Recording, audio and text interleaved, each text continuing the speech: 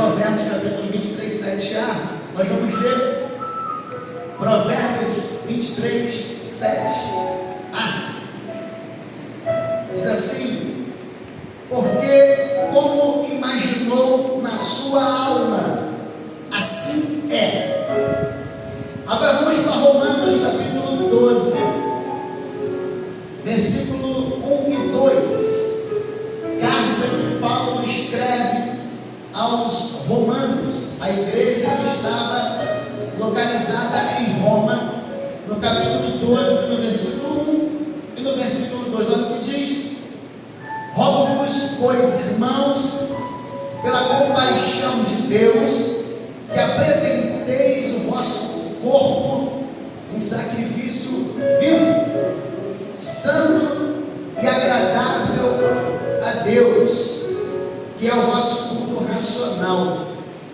E não vos conformeis com este mundo, mas transformai-vos pela renovação do vosso entendimento, para que experimenteis qual seja a boa, agradável e perfeita vontade de Deus. Irmãos, essa palavra é poderosa demais. É muito. E o tema dessa campanha é forte, muito forte, porque o sábio Salomão, quando escreve Provérbios, de capítulo 23, do versículo 7, ele vai dizer: porque como imaginou a sua alma, a alma que é mente, assim é. Então, Salomão está dando uma dica, uma informação, uma revelação. Ele está dizendo que como você pensa, assim vai ser as suas atitudes. Ele está dizendo que aquilo que está aqui é o que vai dominar as suas atitudes. Então nós vamos entender que todos os teus passos, que todas as tuas atitudes, sabe, que todas as suas decisões, antes de ser tomada e colocada em prática, primeiro veio aqui, a mente. De maneira que, se a tua mente é dominada por Deus, as tuas atitudes vai ser segundo a vontade de Deus. Se a tua mente é dominada pelo mal, as tuas atitudes vai ser segundo a vontade do mal, porque assim como tu pensa, é. E quando nós lemos a carta que Paulo escreve à igreja que estava em Roma, ele vai falar no versículo 1, ele vai rogar. Rogar não é pedir, rogar não é solicitar, rogar é implorar. Quando você roga, você está implorando. Quando você roga, você está pedindo com insistência. Quando você roga, você está sacudindo o cara e dizendo: pelo amor de Deus, ouve o que eu estou te falando, ouve o que eu estou te dizendo, faça o que eu estou falando para você, porque esse caminho que você está percorrendo, se você continuar nele, lá no final é caminho de morte. E quantas pessoas nós evangelizamos aqui em Camará? Quantas pessoas nós falamos do amor de Cristo? Quantas pessoas nós rogamos, nós imploramos, nós pedimos com insistência: larga essa vida, sai dessa vida, porque essa vida que tu dá vai te levar à morte, vai te levar à cadeia. Mas a pessoa não ouviu. E o que nós temos que fazer? Continuar rogando, continuar clamando, porque a palavra de Deus diz que a oração do justo pode muito nos seus efeitos. Mas o apóstolo Paulo continua dizendo: rogo-vos, pois, irmãos, pela compaixão de Deus. Compaixão é se colocar no lugar do outro. Eu tenho compaixão. A pessoa está passando um momento difícil, complicado, então me coloco no lugar dela. Eu sinto a dor dela, eu sinto o sofrimento dela, eu vivo a causa dela, eu tenho compaixão. E o Senhor nos ensina a ter compaixão. Porque Jesus, quando viu aquela viúva, que já era viúva, e tinha perdido o seu único filho, e estava quase chegando já no cemitério para enterrar o seu filho, a Bíblia fala que o Senhor, movido de íntima compaixão,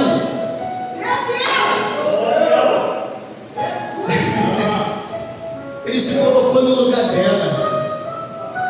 Era viúva, não tinha um provedor, e o seu único filho, que era a esperança dela, estava num caixão para ser enterrado. Mas a Bíblia fala que Jesus chegou lá. E quando Jesus chega, meu irmão, aquilo que a morte passa a ter vida, aquilo que não tem mais esperança passa a ter esperança, aquilo que está caindo levanta. Porque o Senhor se move de íntima compaixão para conosco. E o Senhor, o apóstolo Paulo, ele está rogando a nós, irmãos, pela compaixão de Deus, que apresenteis o vosso corpo em sacrifício vivo. Então, o corpo do crente, do salvo em Cristo Jesus, ele tem que ser apresentado agora para Deus em sacrifício vivo. Por quê?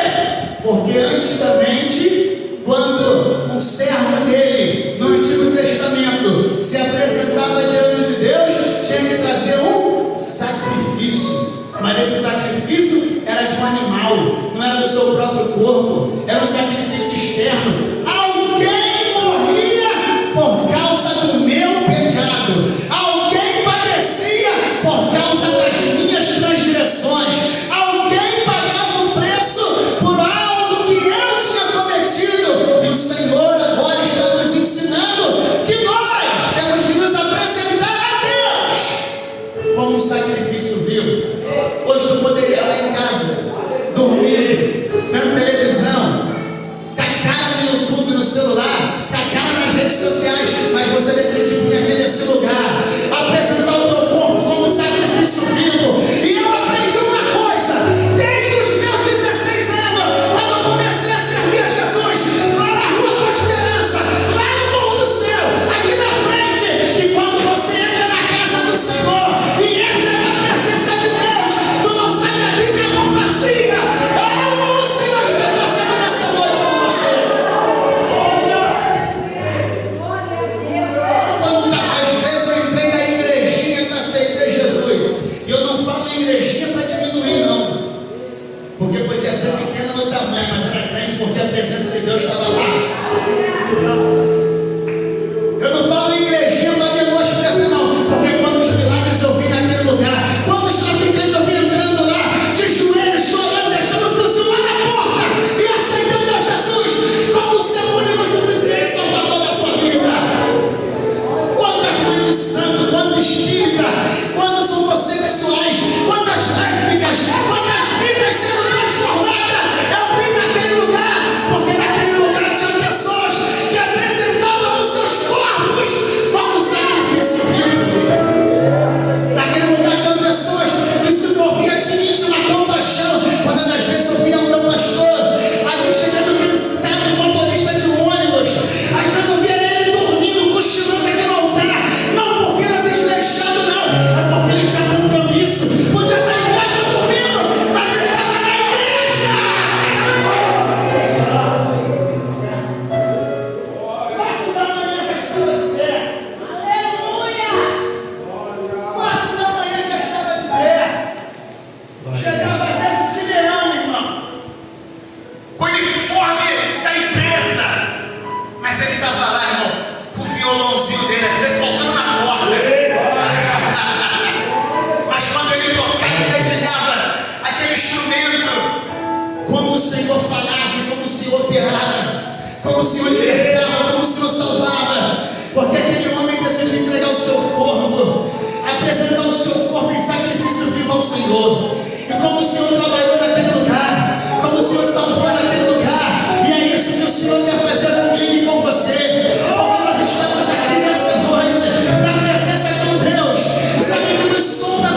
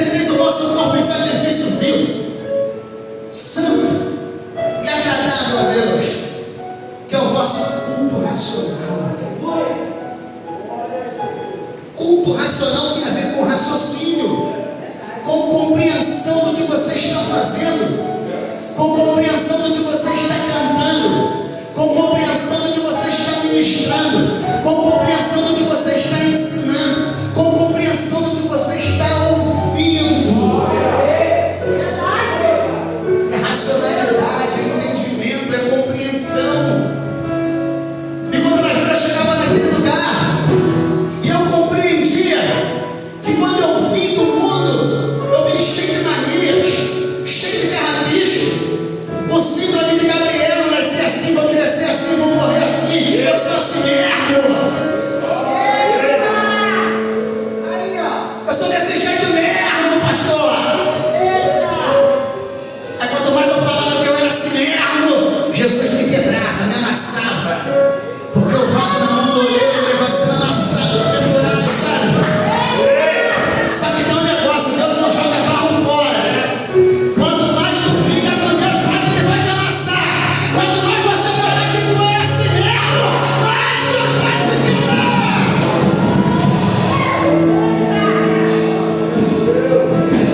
Até o dia que eu entendi. Até o dia que eu entendi. Até o dia que eu compreendi.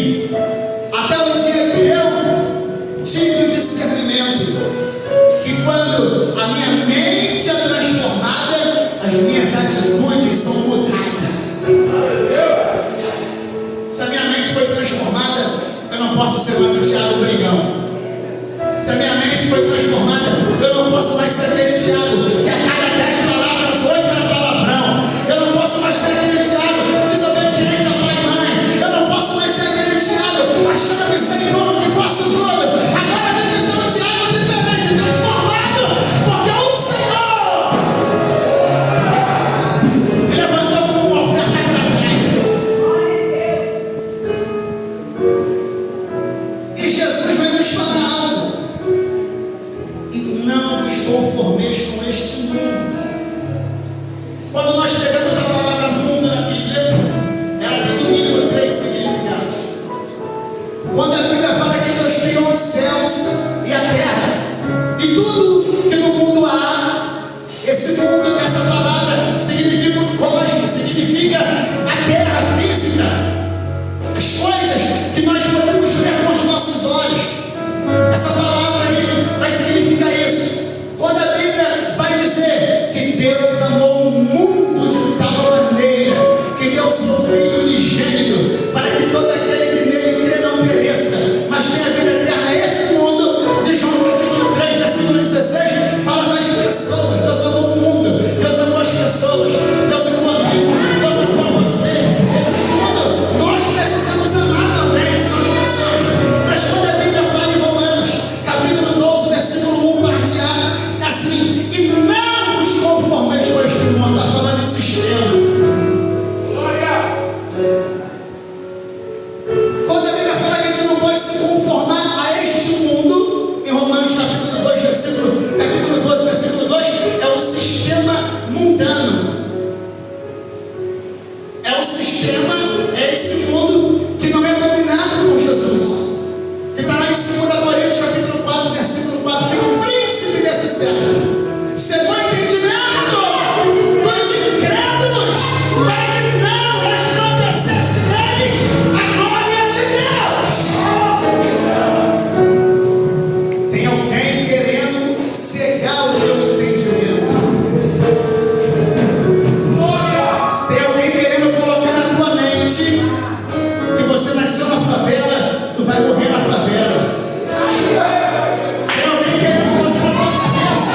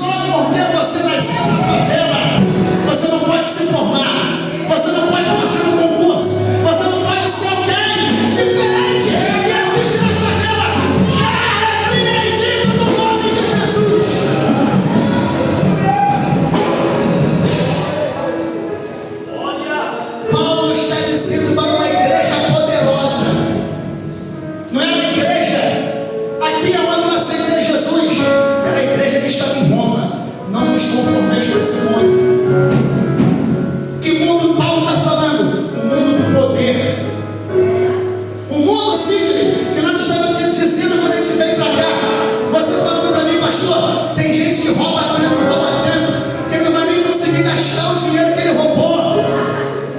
Ele vai morrer, ele vai gastar. Isso, Sidney, é a mente aberta. É entender que existe um mundo que é egoísta, que é ganancioso. Mas a Bíblia fala que nós precisamos ajudar. Os nossos recursos servem para abençoar as nossas vidas, as nossas famílias e a obra de Deus.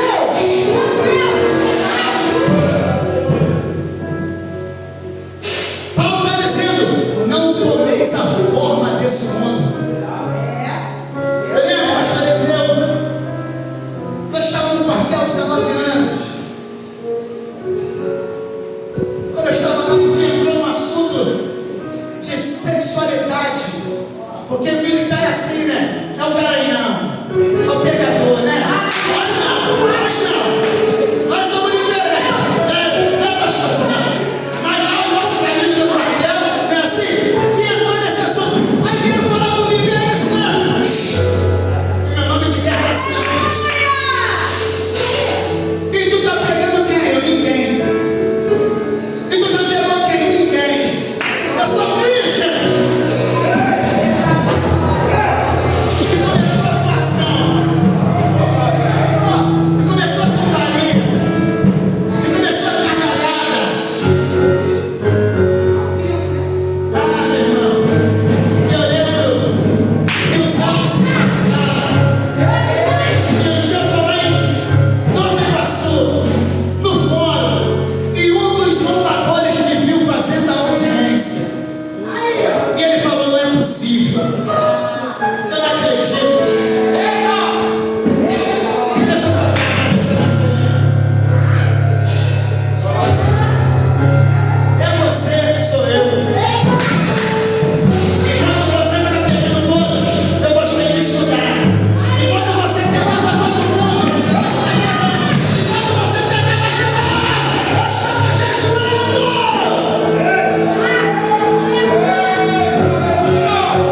Eu não me conformei com esse mundo. Eu não me conformei com o sistema que vocês tomaram a forma. Eu quis tomar a forma de Cristo. Sou casada com uma mulher, só conheci ela, nunca conheci outra, para a glória de Deus.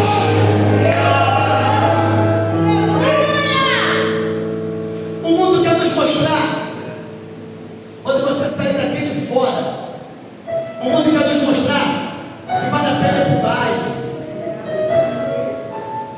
que vale a pena passar a noite toda bebendo, cheirando cocaína, fumando maconha, fumando crack. O mundo vai nos mostrar que vale a pena andar de carro bonito, vestir roupas de grife. O mundo vai nos mostrar que vale a pena tomar a forma desse mundo. Porque se você tomar a forma desse mundo, tu vai ser um cara, tu vai ser um garanhão, tu vai ser um pegador, tu vai andar também na grife. Mas o Senhor está nos mostrando algo diferente. O Espírito Santo está nos mostrando algo diferente. Ele está nos mostrando que a forma que nós temos que tomar não é a forma desse mundo, mas é a forma de Cristo Jesus. Que mesmo sendo Deus, não usurpou ser igual a Deus. Antes se fez carne e se humilhou a si mesmo, tomando forma de um homem, sendo humilhado para ter uma honra muito maior. Quando nós temos a nossa mente transformada, o mundo, Sidney, pode até querer nos puxar, mas a presença de Deus é mais forte.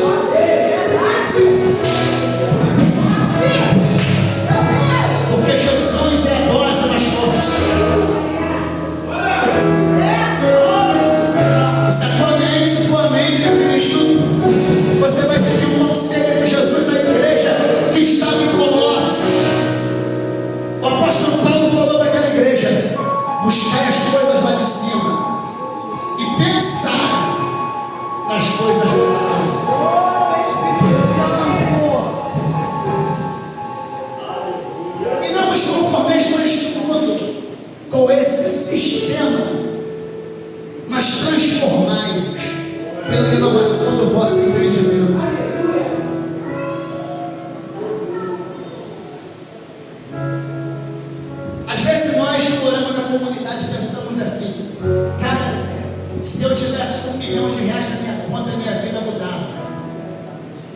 O dinheiro não vai mudar a tua vida. O dinheiro muda a tua condição social. O dinheiro muda a tua posição financeira, mas o dinheiro não muda aquilo. É por isso que você vê gente com muito dinheiro, mas a mente continua sendo de um pobretão. A mente continua sendo de um miserável. Isso é bíblico, porque o Senhor Jesus falou para aquela igreja: eles que se diz rica e abastada, mas não sabem que tu é pobre, cego e nu.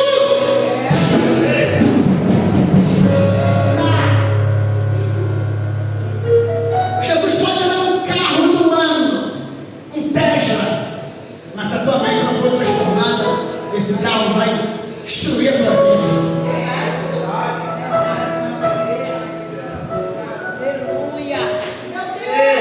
Porque ninguém constrói um prédio como esse se não tiver uma boa estrutura, um alicerce. Antes de Deus te dar qualquer coisa, Ele vai primeiro mudar a tua mente. Deus, aleluia. Ele vai transformar a tua vida. Ele vai te abraçar. Ele vai aprender você a depender dele. Ele vai aprender, ele vai te ensinar, sabe, a você entender, compreender que o mais importante não é aquilo que o dinheiro pode comprar, mas é aquilo que o sacrifício de Jesus já comprou para você, que é a salvação.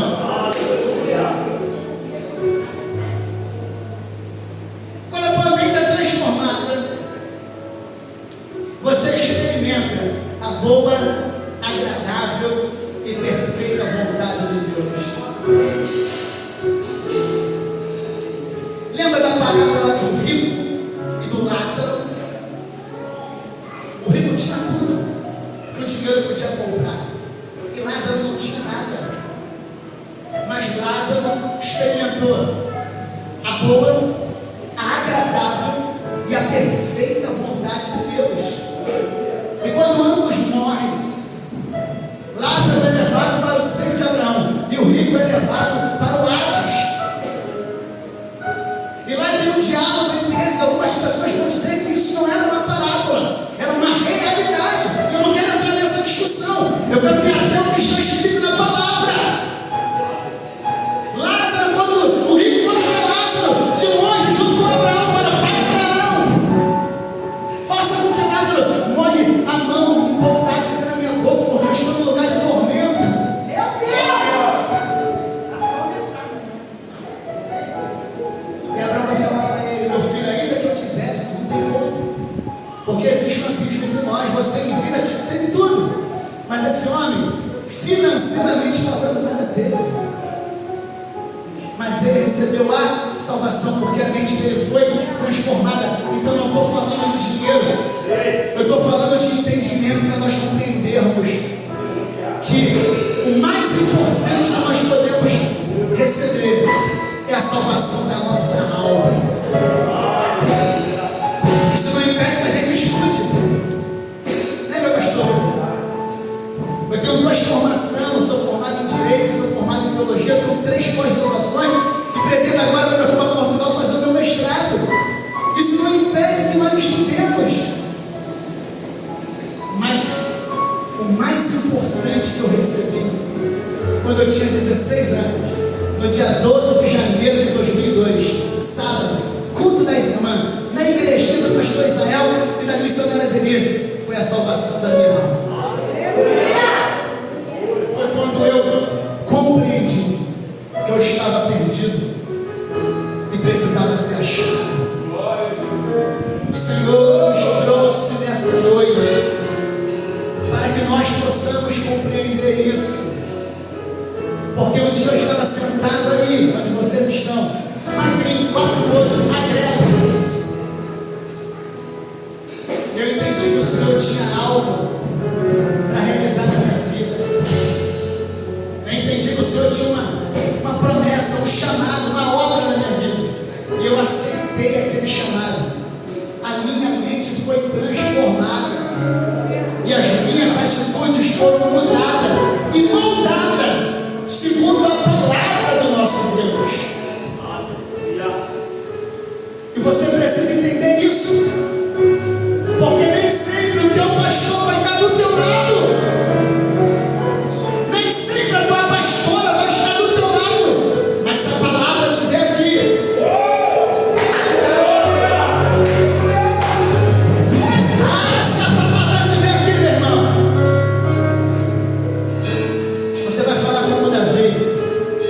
119, escondi a tua palavra no meu coração para não pegar contra ti. Lâmpada para os meus pés é a tua palavra e luz para os meus caminhos. O Senhor tem um caminho de vitória para você. Não deixa o diabo te enganar. Pelo amor de Deus. Eu vou falar como Paulo nessa noite. Eu rogo, eu imploro, eu suplico a você, abra os seus ouvidos. Não deixe o diabo te enganar. Você está no melhor lugar do mundo. A igreja é o melhor lugar do mundo. Não tem lugar melhor do que esse. Eu conheci Jesus com 16 anos de idade.